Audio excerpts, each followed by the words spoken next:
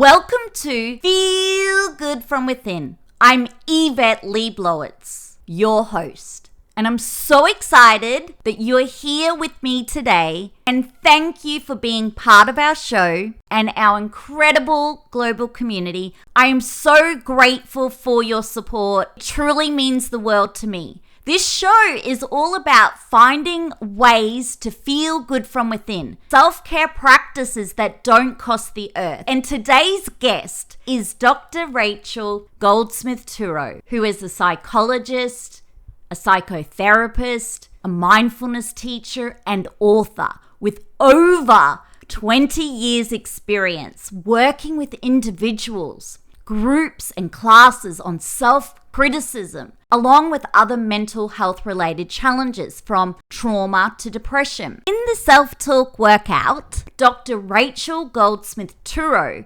shares evidence-based techniques to help you to go from being your own worst critic to your own best friend. Are you ready to discover how to practice healthy self-talk, to even find out what self-talk is and how important it is for our mental health and well-being? I hope you learned so much and this podcast show allows you to grow. Hi everyone, it's yvetteleblowitz from spiritgirl.com and welcome to Feel Good From Within. I'm super excited to be here with you today and with our very special guest, Dr. Rachel Goldsmith Turow, who is a psychotherapist and a research scientist. We're going to be speaking to Dr. Turow today about her brand new book, The Self-Talk Workout, 6 science-backed strategies to dissolve self-criticism and transform the voice in your head. Dr. Turow, how are you today? I'm doing great. Thank you so much for having me on your show. Wonderful to be here. I'm so grateful you're here and welcome to our global community and audience. I'm so grateful you are here with us today. You're happy to tell our listeners a little bit about yourself. Yeah, I'm a clinical psychologist here in Seattle, Washington, and I've enjoyed being a psychotherapist, a writer, and also a teacher. I teach at Seattle University, and I work with university students on building resilience, developing compassion, and enhancing their mindfulness skills. I've also struggled a lot with self-criticism myself. It sort of was my default way of relating to myself growing up. We just live in a world where there's a lot of competition, a lot of comparison about who's attractive, who's smart, who's successful. And it's very easy for that environment to sort of soak up into your brain so that you absorb that tendency to compare yourself and evaluate yourself all the time. And when it comes to self-talk, what is self-talk and why is it so important to our mental health and well-being? I consider self-talk to be the way that you relate to yourself, the way that you treat your own thoughts, your own feelings, and your own behaviors. Sometimes people use words in their self-talk. So you might tell yourself, oh, that was stupid, or I'm so lazy, I'm fat. So you might have actual words in your head, but it might be more subtle. It might just be the way that you relate to yourself in the abstract throughout the day. Are you evaluating yourself? Are you thinking I should have done more today? Does that sort of hang out in the background? And it's important because our self-talk habits are very strong.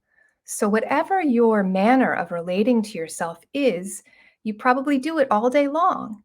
And in fact, it can be automatic. It can occur outside of your conscious intention or control. It's just sort of there. And it can be hard enough to feel anxious or depressed, but then often people judge themselves for feeling bad, creating this extra layer of stress and suffering. It's actually not quite so terrible to have a difficult feeling by itself, but when you add that layer of I'm so terrible for feeling this way or I shouldn't feel this way, the feeling becomes so much worse. What could they do in that moment? How could they become aware of the self-criticism how can one first even notice their self-criticism? I think that there are a few different ways to build awareness for self-criticism. So, one of them is to ask yourself, am I allowing myself to experience this difficult feeling? Even though it's really hard and painful, can I just acknowledge that it really is happening and notice where I feel it in my body? And is there a part of myself that's judging myself for having this feeling at all? And in the case of depression, self criticism is really recognized as a core symptom of depression.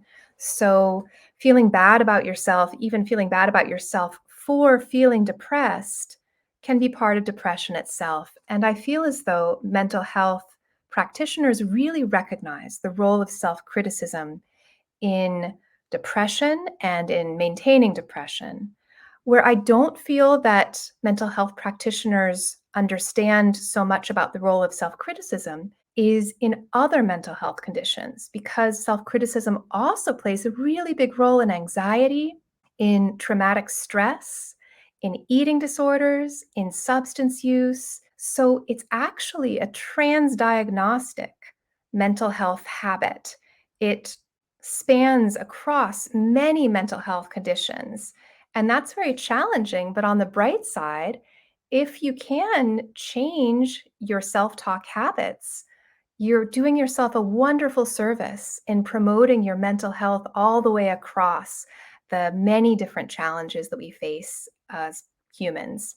In that moment when we notice our thoughts, which is beating us up from within, is there a practice we could try? A practice that I like in that moment where you notice that you're being mean to yourself is one that I call inhale, my friend, exhale, my friend. I like this practice because it's very short. It's just one breath in and out. And in that one breath, you're practicing calling yourself a friend instead of treating yourself as a terrible enemy. So, just kind of along with the breath, silently, you don't have to say it out loud. You just repeat to yourself, inhale, my friend, exhale, my friend. Because if you're repeating those words, it's very hard to simultaneously beat yourself up in that same moment. That's so beautiful. So we would inhale, my friend, exhale, my friend. So start building that loving relationship with ourselves. Can our self talk go over and over and over? Whereas if we do that practice, then we break that repetitive self talk. I think that's a really good point, to recognize that we are trying to break habits that we've established over years and decades that are automatic, and it can be really daunting to change. In fact, a lot of people, patients in psychotherapy or the college students I work with, they'll say, I'm just a really self critical person. I've always been this way, as if this is an unchangeable feature like eye color or how tall you are. And so I really want to get across that even though these habits are very powerful, they are habits. So we really can change them. And the research evidence is strong that specific practices can lead to powerful changes in self criticism, which then predict changes in mental health. So, in addition to sort of catching yourself in the moment when it happens, the research evidence is very strong that actually setting aside 5 to 10 minutes a day to really intentionally notice and shift your self talk habits can be very helpful. So, one of the strategies that has the greatest degree of research evidence showing that it really works well to reduce self criticism is called loving kindness meditation. This is not a new practice. I did not invent this. This is a tradition that has hundreds of years of practice and now a nice chunk of research behind it showing that it's effective. And the idea of loving kindness meditation is to try out repeating specific phrases, good wishes towards yourself to train friendliness. So, for example, you might say, again, silently, may I be safe, may I be happy, may I be healthy, may I live with ease. And then you would repeat them silently several times. And when you do this, it's really normal that your mind will go away and just start going down the paths that it goes down all the time during the day of, okay, I got to do this, I have to do that. Okay, what's happening now? I'm hungry. These distractions will occur.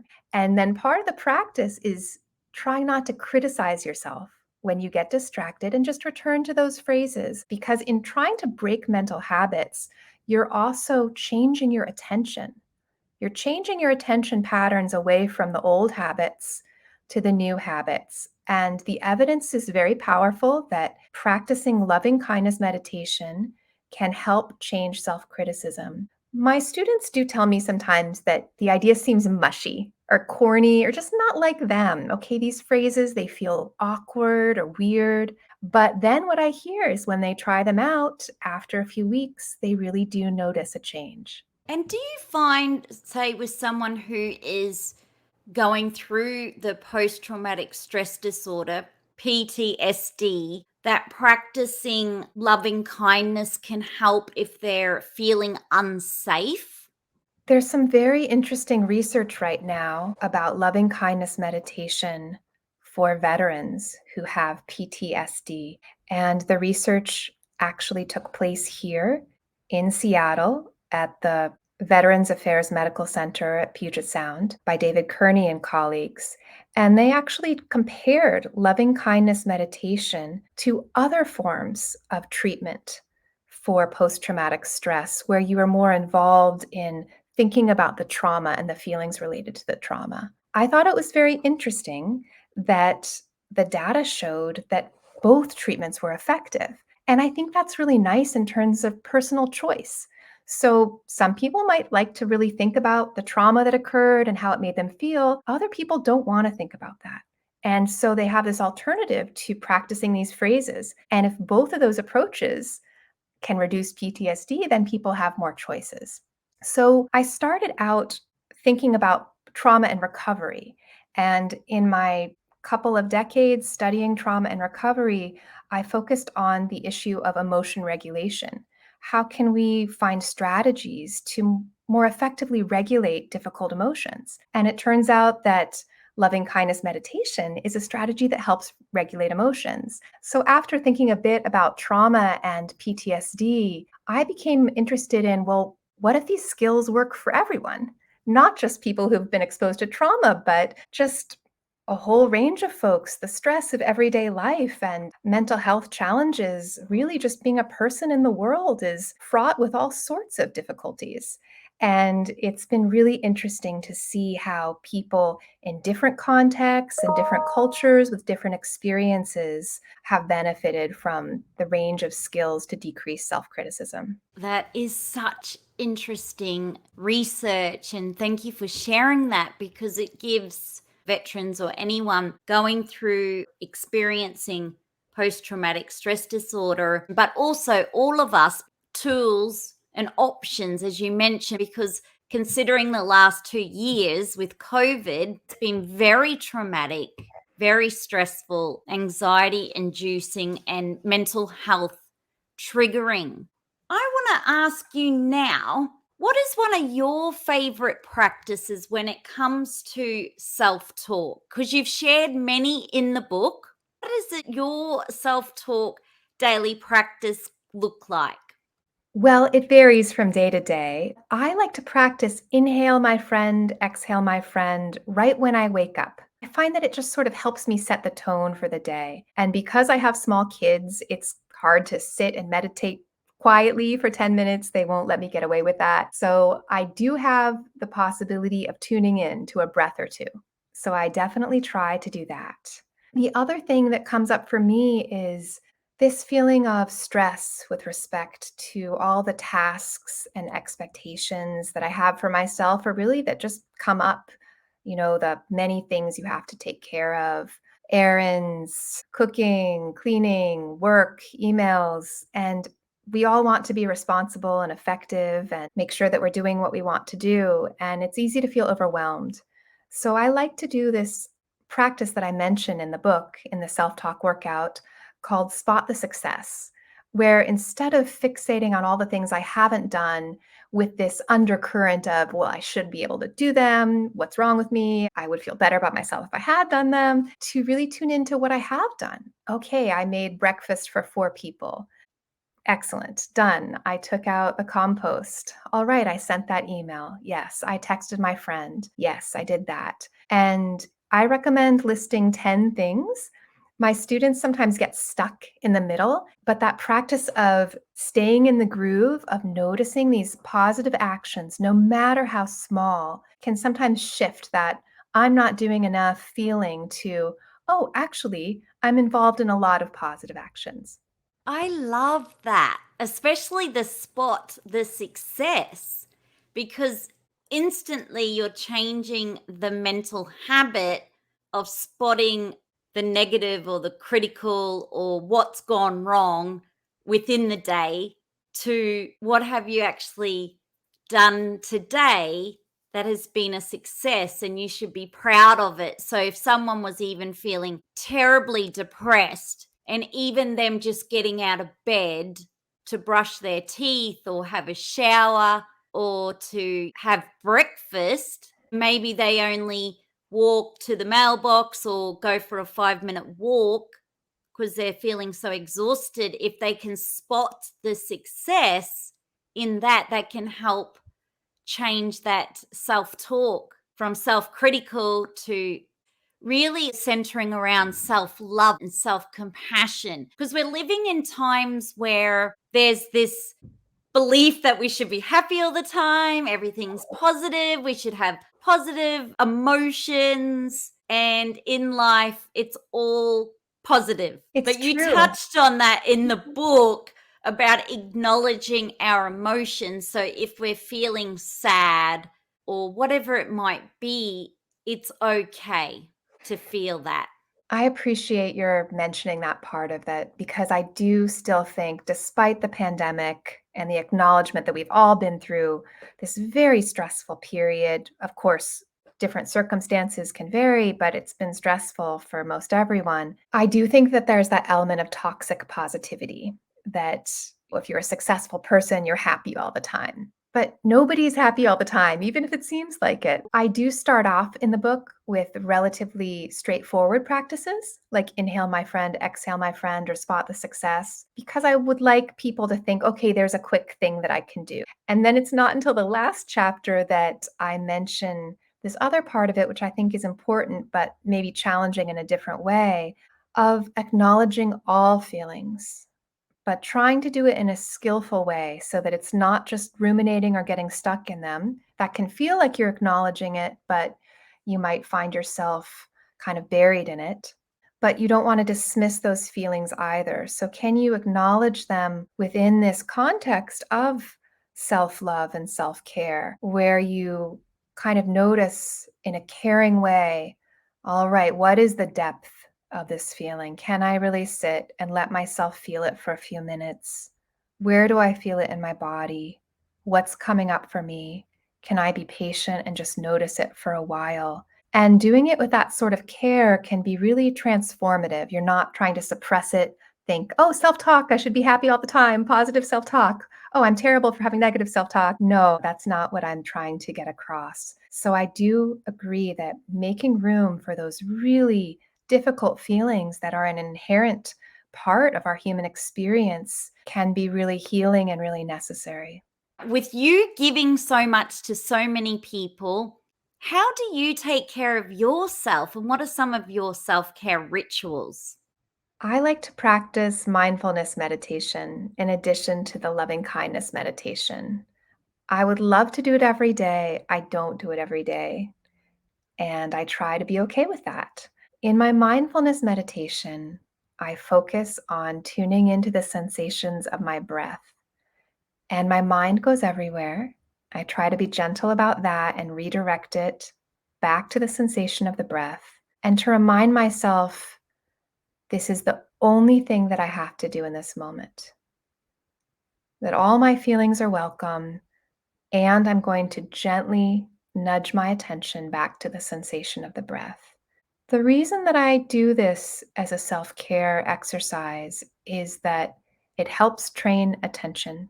I mentioned before that these mental habits are so powerful that being able to change where your attention goes is a really nice skill to practice, because then it generalizes to all those moments that we're just kind of ruminating. Besides training attention, this practice also trains non-judgment. So if my mind goes everywhere and I bring it back, and then I get distracted and I bring it back, and then I get distracted and then I focus again on the breath, I'm also practicing the skill of changing my mind without judging it, so that anything that comes up, I practice not judging it. Even if it's, jealousy or anger or something difficult. I think this practice of tuning into the breath, no matter what comes up, with gentle redirection, is very powerful. And because I'm sort of a research nerd, I like to dig in and say, well,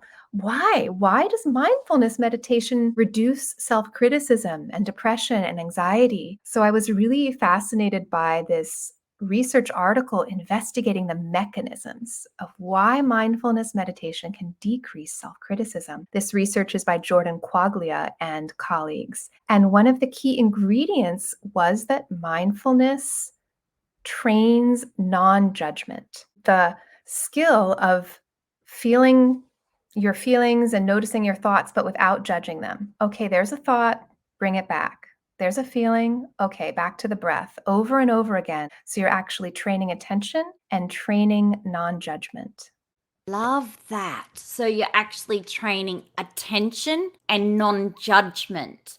And also, I loved your words. This is the only thing I have to do. I actually have started mindfulness meditation, and I have noticed an immense difference in my mental health and well-being. I had tried many, many types of meditations, and then I stumbled across mindfulness meditation, and I have found it to be profoundly effective, especially now where I can notice thoughts popping up.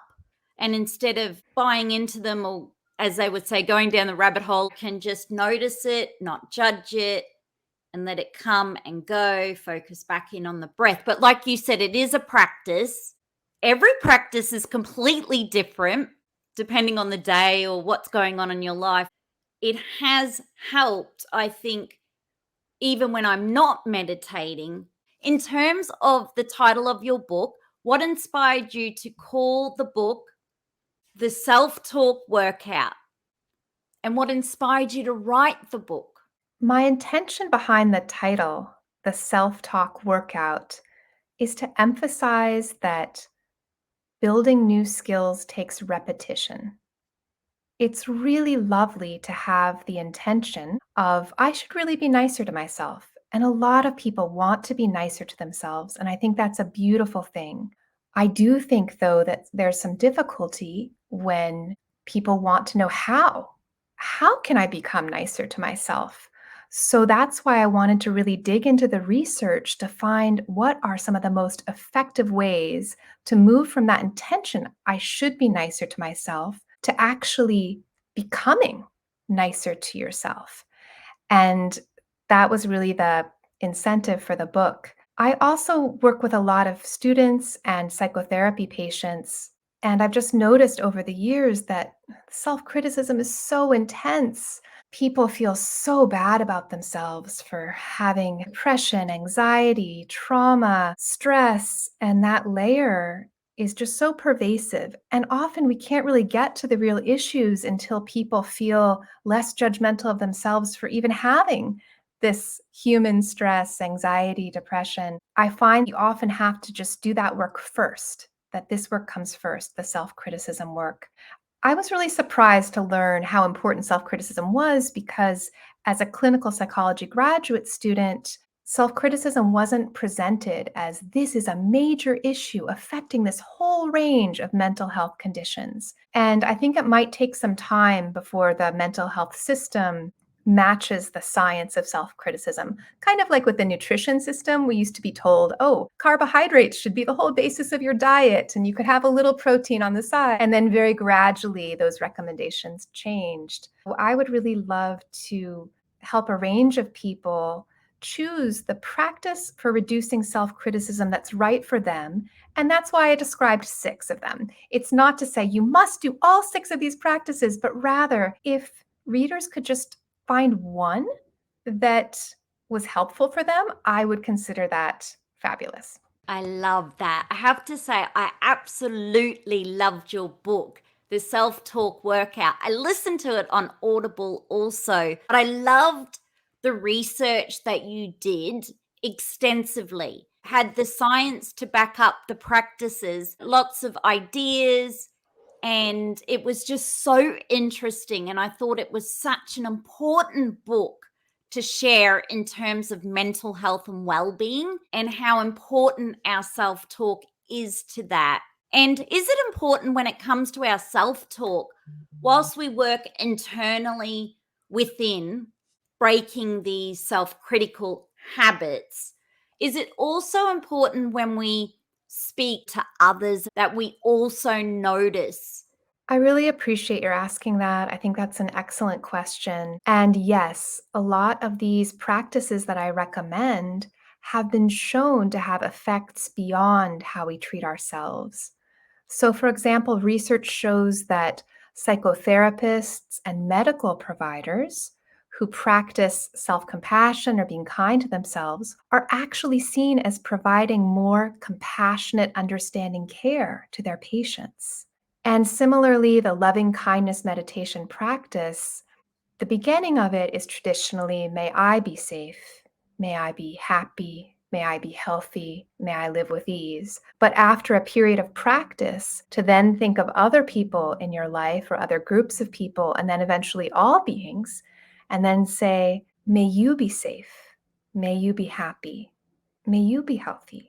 May you live with ease. And it's a very powerful feeling when I teach this in a class environment to have everybody say it for the class members around them. You can sort of just feel this loving kindness energy in the room that's just delightful. And then some of the research shows that these practices have some degree of effectiveness in reducing prejudice and stereotypes. I don't think that it's, self-centered or self-absorbed or, self-indulgent to improve your self-talk. In fact, the research shows that it can help other people and your relationships as well. I love the work that you do, Dr. Rachel Goldsmith Turow, and I could speak to you forever about your book.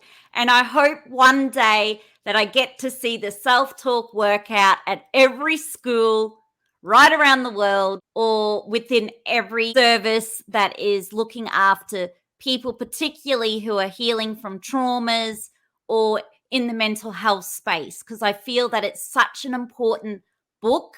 Your work is so needed. And the more tools that we can have and more practices, and the better we can feel good from within in a way that doesn't cost us the earth, is so incredible for humanity. So thank you for all of the work you do. And when did you get time to write a book as a mum? Well, it was an interesting pandemic project, a few sentences at a time, but I'm grateful for the opportunity. And I'm so grateful to be on your show, Feeling Good from Within. It's a wonderful show. And I also wanted to express my gratitude to my students and my patients who gave me permission to share some of their experiences with their self-talk and the practices that they found changed their self-talk. I loved the stories and their vulnerability and courage to share how they feel from within and things they've done to change their self-talk, as well as yourself. You share your own story in the book. It's true. And what is your hope for your newfound book readers or Audible audio listeners? I hope that readers and listeners can begin to become more aware of the way that they're treating themselves and to discern the right steps for them to take if they want to make changes. It doesn't have to take a lot of time or energy. I know everybody's really busy. Life is complicated and challenging. So if you can just pick one practice for a few minutes a day, if you do want to make a change, you can try to just experiment just kind of play around and notice, give it a chance, and then notice at the end of a week or two, okay, did I notice any changes? Is this something that's helpful? Do I want to try a new strategy? And I hope everybody feels sort of permission and playfulness to experiment with how they're relating to themselves and to not think that it's a fixed characteristic because it can be changed. I love that. It's not a fixed characteristic and it can be changed, our self-talk. And we can develop a loving relationship within ourselves, become our own best friend, and acknowledge how we feel. Even if life is hard, it's okay. Just feel it, feel the emotion. And I love the mindfulness meditation that you talked about, also the non-judgment. And there is so much in your book. So I would recommend everyone who's tuning in to grab a copy of the Self-Talk Workout by Dr. Rachel Goldsmith Turow. And how can we stay in touch with you after this podcast show? You can stay in touch with me through my website. It's www.rachelturow.com. And I would love to hear from folks with comments or questions. I'm also on LinkedIn, and feel free to comment or follow me. And I really look forward to hearing from you. I hope people can feel less alone in their self-talk challenges and understand that there are people throughout the world who are working on treating themselves with more kindness and more compassion. I love that. Thank you again, Dr. Rachel Goldsmith Turow. I love your work. I loved your book, and thank you for all you do. I'm so grateful. Thank you. You're quite welcome. Thanks. Bye. Thanks for listening into Feel Good From Within with yvetteleblowitz, Spirit Girl podcast. I hope you found this conversation of interest and benefit to you. In support, I would love for you to subscribe to Feel Good From Within with yvetteleblowitz, Spirit Girl podcast on any podcast app you listen to the show through, or on YouTube or Rumble too. And to also leave a 5-star rating and a review of what you think too. Be sure to share this show with your family, friends, and community, and to subscribe to my mailing list at spiritgirl.com, yvetteleblowitz.com, or feelgoodfromwithin.com, and to follow Spirit Girl or Yvette Leblowitz on any social media app. And together, let's feel good from within.